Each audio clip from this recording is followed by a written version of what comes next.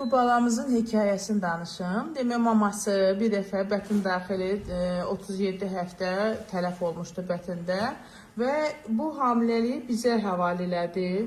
Şükürlər olsun, gətirdik, çatdırdıq 36 həftəyə və gördük ki, uşaq artıq bundan artıq inkişaf eləmək istəmir. Yəni, bətin daxili yenə başlayıb zadyaşkalar.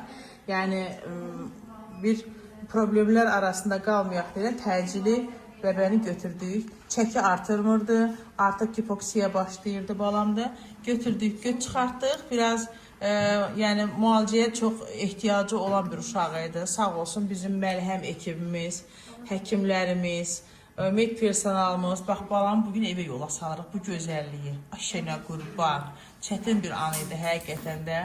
Bətin daxili artıq əziyyət çəkən uşağı çıxartdıq və nəticədə bizim Rəna xanım, çox sağ olun, var olasınız Rəna xanım. Sizi tanımağa da çox şadam.